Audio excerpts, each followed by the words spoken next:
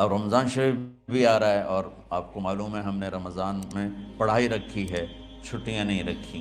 جب میں نے حسنین شروع کیا 1999 میں، تو اللہ نے میرے دل میں یہ بات ڈالی کہ رمضان تو علم کا مہینہ ہے، انا انزلناہ فی لیلۃ القدر، اور چاروں آسمانی کتابیں رمضان میں اور سارے صحیفے رمضان میں۔ اپنے اللہ کو کیا پسند تھا اس مہینے کا۔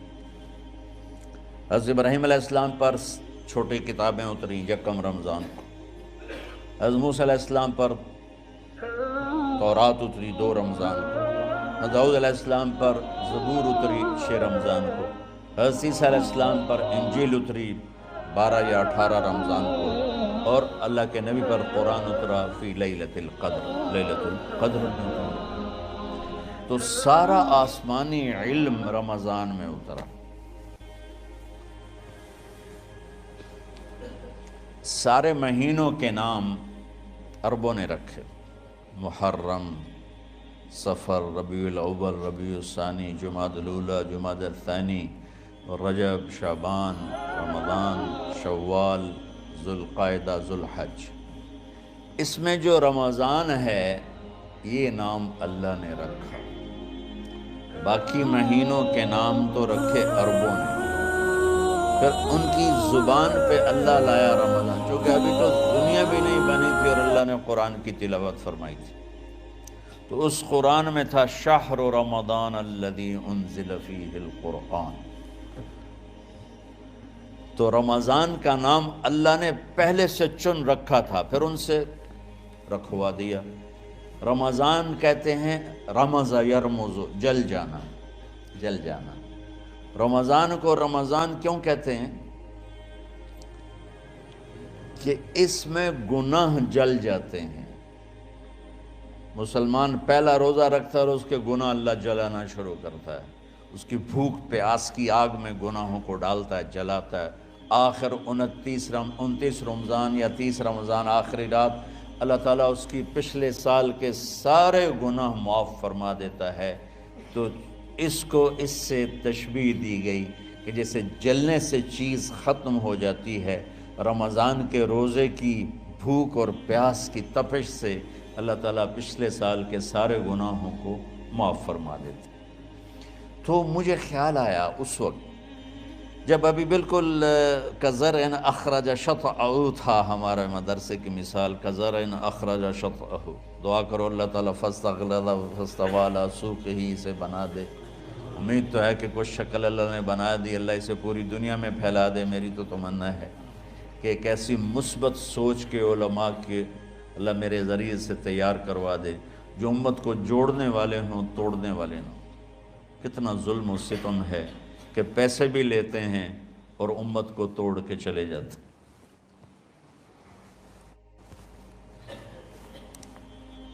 میں نے ایک خطیب سے کہا تم یہ منفی تقریریں کیوں کرتے ہو، تم مثبت کیوں نہیں کرتے؟ تھوڑی چیزیں ہیں بتانے کے لیے لوگوں کو جس پر سارے مسئلے، سچ بولو، کون سا مسئلہ کس کے خلاف کہے گا، محبت کرو، کس مسلک کے خلاف ہے یہ بات، ماں باپ کی خدمت کرو، رزق حلال کماؤ، شراب سے بچو، زنا سے بچو، جوئے سے بچو، سود سے بچو، رشوت سے بچو، جھوٹ سے بچو، ظلم سے بچو، ماں باپ کی نافرمانی سے بچو۔ یہ کتنی باتیں ہیں جو امت کو بتانے کی ضرورت۔ کہنے لگا یہ پھر پیسے نہیں لبدے، پیسے ہی اس گل دے لبدن کہ آج تسی فلانے آندہ توا لین بجامنا، اگر میں توا نہ لگاؤں تو میں تو نہ پیسے ہی نہیں دے۔ تو یہ اس وقت سٹیٹس ہے، تو کیا پیغام جائے گا؟ تو اللہ تعالیٰ آپ کو مثبت بنائے۔ رمضان میں چونکہ سارا علم اترا تو مجھے خیال آیا کہ ہمیں رمضان میں چھٹی کرنا تو ایک ایسی عادت ہے، کوئی سنت تو ہے نہیں، تو مجھے رمضان میں پڑھائی کروانی چاہیے، چاہے تھوڑی ہوگی، روزے کی بھوک بھی ستائے گی اور رات کے جاگنے کی وجہ سے نیند بھی ستائے گی، لیکن اس میں ایک لفظ سینکڑوں لفظوں پہ بھاری ہوگا غیر رمضان۔ تو میں کراچی گیا اور مفتی تقی صاحب دامت برکاتہم سے سب سے پہلے جا کے مشورہ کیا کہ حضرت میں چاہتا ہوں کہ رمضان میں چھٹی نہ ہو، پڑھائی ہو۔ اس وقت رمضان سردیوں میں تھا، تو وہ بڑے خوش ہوئے، کہنے لگے یہ تو بہت اچھی بات۔ اصل میں ہمارے اکابر نے رمضان میں چھٹیاں اس لیے رکھی تھیں کہ سارا سال تو عبادت ہوتی ہے بالواسطہ، پڑھنا پڑھانا عبادت ہے ایک واسطے کے ساتھ، اور روزہ، نفل، تہجد، تلاوت یہ عبادت ہے بلا واسطہ۔ تو طلبہ علماء رمضان میں اپنا وقت عبادت میں گزارے، کہنے لگے اب وہ عبادت تو ہوتی نہیں رمضان میں، تو بہتر ہے آپ پڑھائی شروع کرائیں، بہت اچھا ہوگا۔ وہ تو اتنے بڑے ہاتھی کے پاؤں میں سب کا پاؤں، اتنی بڑی ہستی نے، وہ صرف پاکستان کا سرمایہ نہیں پوری امت کا سرمایہ ہے، تو ان کی اس بول نے نا مجھے ہمت دے دی۔ تو پھر میں نے یہاں آ کر اس وقت یہ پہلی جماعت مولوی عدنان صاحب کی اور مولوی مسعود صاحب اور کچھ انتقال کر گئے رحمۃ اللہ علیہ، یہ تھے، تو ہم نے رمضان میں سبق شروع، اس وقت ذرا میری ہمت تھی تو میں رات کو پڑھاتا بھی تھا، بیان بھی کرتا تھا۔ اب تو یہی میں اتنی مشکل سے بول رہا ہوں۔ تو ہم نے رمضان میں شروع کی کہ یہ رحمتوں کا مہینہ، ہر چیز کی برکت کا مہینہ، ہر شے کی اللہ کی طرف سے فراوانی اس میں ہے، علم کی بھی، ہدایت کی بھی، رزق کی بھی۔ غریب سے غریب آدمی بھی سموسے بنا کے بیٹھا ہوتا ہے، پکوڑے بنا کے بیٹھا ہوتا ہے، اور دسترخوان پہ ایک کی بجائے 3 چیزیں پڑی ہوتی ہیں۔ چاہے رمضان کے بعد سب کے پیٹ خراب ہوں، ایک واری تک کھانے دی تباہی پھیر دیں۔ روزے کا مقصد ہی فوت ہو جاتا ہے۔ روزہ تو ہوتا ہے بھوک کے لیے، پر وہ اتنا کھاتے ہیں کہ سحری کا کھانا افطاری تک ہضم نہیں ہوتا، اور افطاری کا کھانا سحری تک ہضم نہیں ہوتا، پر انہیں دونوں کا ہی کھاونا ہے۔ کہتا بھوک نہ لگے، بھوک نہ لگے۔ وہ بھوک لگنے کے لیے تو روزہ ہے، ایک تو یہ جسم کو صاف کرتا ہے، دوسرا غریبوں کی غربت کا احساس پیدا کرتا ہے کہ جو بھوک تو آج برداشت کرتا ہے، غریب روزانہ یہ بھوک برداشت کرتا ہے۔ تو اللہ کے غریبوں کا، غریب بندوں کو کی خدمت کر، ان تک اپنے مال پہنچا، اپنا اللہ نے دیا ہے تو ان کو بھی اس میں شریک کر، قبر میں لے جائے گا۔ تو اللہ تعالیٰ نے میرے دل میں یہ ڈالا، تو ہم نے تعلیم رمضان میں شروع کی، کیونکہ قرآن رمضان میں اترا، انجیل رمضان میں اتری، زبور رمضان میں اتری، تورات رمضان میں اتری۔ پھر اللہ نے اس مہینے کا نام خود رکھا شہر رمضان، شہر رمضان۔ اس میں شب قدر رکھی، اس میں رات کی ایک نماز۔ اچھا، پہلی امتوں پہ روزہ فرض تھا افطاری سے افطاری، افطاری سے افطاری، بہت شدید تھا، 24 گھنٹے کا روزہ۔ بس افطاری کے بعد آنکھ لگ جاتی تو روزہ اگلا شروع ہو جاتا تھا۔ تو ہم پر بھی پہلے ایسے ہی روزہ اترا، افطاری سے افطاری۔ تو ابن سرمہ رضی اللہ تعالی عنہ اونٹ چرانے والے تھے، وہ شام کو لوٹے تو بیوی سے پوچھا کوئی افطاری کا سامان ہے؟ انہوں نے کہا ہے تو نہیں، میں کہیں سے لے آتی ہوں۔ وہ گئیں افطاری کا کوئی سامان لینے، ان کو تھوڑی دیر ہو گئی اور ان کی آنکھ لگ گئی، تھکے ہوئے تھے، سورج ڈوب گیا۔ جب وہ آئیں تو ان کا ہائے سرمہ تو ہلاک ہو گیا۔ کہ کیا ہوا؟ کہ اگلا روزہ شروع ہو گیا کیونکہ تیری آنکھ لگ گئی۔ تو انہوں نے کہا چلو کوئی بات نہیں، لیکن ظہر کے وقت بے ہوش ہو گئے۔ ایک روایت میں آتا ہے نماز پڑھنے آئے اور گر گئے، اور ایک میں آتا ہے گھر میں بے ہوش ہوئے۔ تو جو بھی صورتحال تھی اللہ کے نبی کو پتہ چلا۔ کیا ہوا سرمہ کو؟ کہا جی وہ افطاری کر نہیں سکے تو روزہ شروع ہو گیا تو بے ہوش ہو گئے۔ تو اللہ کے نبی رنجیدہ ہوئے، تو اللہ تعالیٰ نے قرآن اتار دیا، چلو میرے محبوب ساری رات کھاؤ، حتیٰ یتبین لکم الخیط الابیض من الخیط الاسود من الفجر، کہ میرے محبوب صبح صادق تک آپ کی امت کو اجازت ہے، کھاؤ۔ پہلی امتوں پر افطاری سے افطاری، لیکن ان کی نماز تراویح نہیں تھی۔ تو ہمیں اللہ تعالیٰ نے دیا سحری تک، پوری رات۔ اچھا ایک صحابی آئے، یا رسول اللہ میں تو مارا گیا۔ آپ نے کہا کیا ہوا؟ کہا میرا روزہ تھا، میں بیوی کے پاس چلا گیا۔ آپ نے کہا تو پھر تو غلام آزاد کر، کفارہ دے۔ کہا جی میں تو خود غریب آدمی ہوں، غلام کہاں سے آزاد کروں، خریدنا پڑے۔ آپ نے کہا 60 مسکینوں کو کھانا کھلا۔ کہ میں آپ مسکین ہیں، میں کینوں کھانا کھلاؤں؟ آپ نے فرمایا پھر آخری ہے کہ 60 روزے رکھ، مسلسل رکھنے ہوتے ہیں جو کفارے کے ہوتے ہیں۔ وہ کہنے لگا ایک روزے چاہے کم کیتا ہے، 60 روزے اچ میں کی کروں گا؟ تو آپ نے فرمایا اچھا ٹھیک ہے بیٹھ جا۔ بیٹھ گئے۔ تھوڑی دیر ہوئی تو ایک انصاری صحابی کھجوروں کا ٹوکرا لے کر رکھے، یا رسول اللہ یہ صدقے کی کھجوریں ہیں، تقسیم فرما دیں۔ تو آپ نے فرمایا بھائی وہ کدھر ہو؟ کہا جی بیٹھا ہوں۔ آپ نے کہا ادھر آ، یہ کھجوریں لے جا اور 60 گھروں میں تقسیم کر دے۔ سبحان اللہ، اللہ نے اس امت کو لاڈ لڈائے ہیں، یہ اللہ کی لاڈلی امت۔ عجیب واقعہ یہ، کہنے لگا یا رسول اللہ، اللہ کی قسم مدینے میں مجھ سے غریب کوئی نہیں، آپ ایسا کرو یہ میرا کفارہ مجھے ہی صدقہ کر دو۔ تو آپ اتنا ہنسے کہ یہ آخری دانت نظر آنے لگے۔ بہت کم ایسا ہوتا تھا، فَضَحِكَ حَتَّى بَدَتْ نَوَاجِذُهُ، ایسا ہنسنا آپ کبھی کبھی ہنستے تھے کہ آخری دانت پورا منہ کھل جائے۔ تو آپ اتنا ہنسے کہ آخری دانت تک نظر آنے لگے۔ تو آپ نے کہا اچھا جا لے جا تیرے واسطے، لیکن یہ صرف تیرے لیے اور کسی کے لیے نہیں ہے۔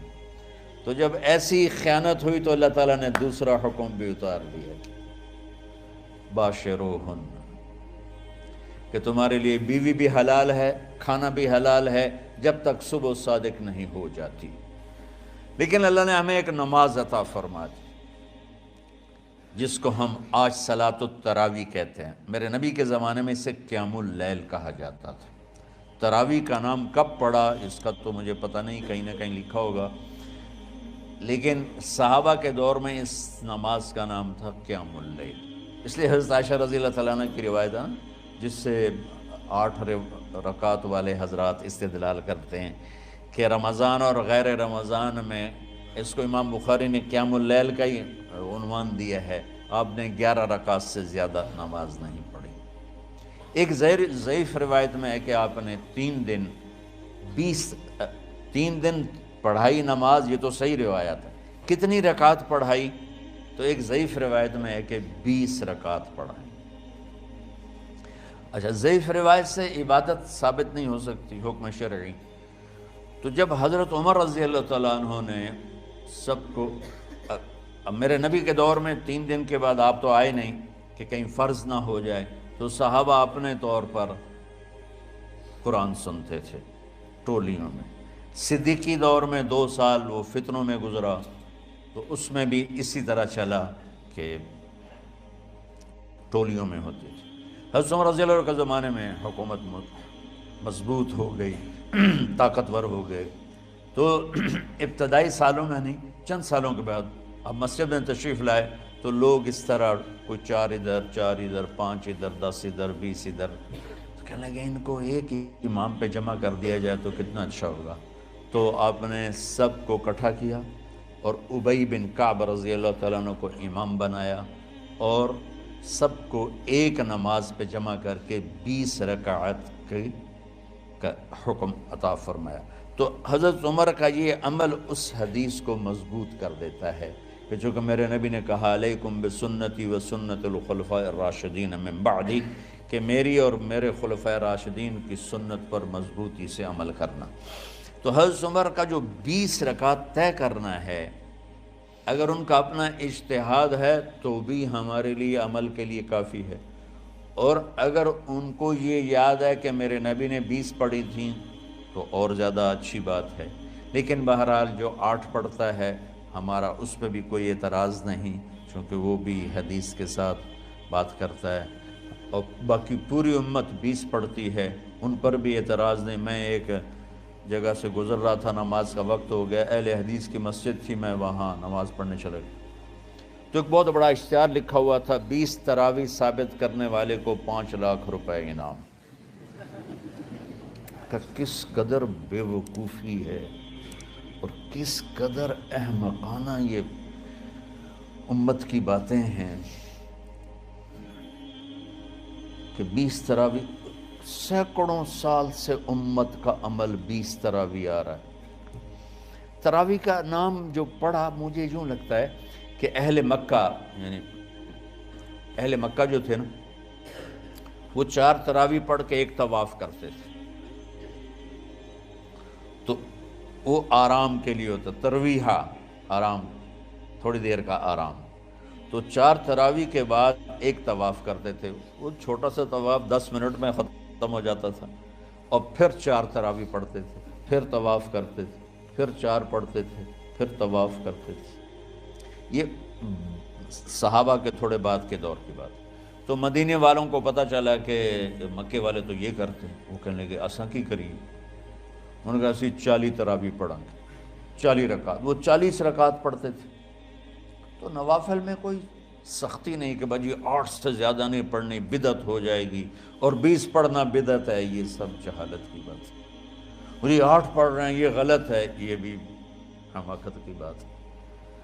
جو صحیح حدیث سے دلیل پکڑ کے کوئی عمل کرتا ہو تو بھائیو اس سے بحث نہ کیا کرو، مناظرہ نہ کیا کرو، یہ بہت نادانی والی بات ہے۔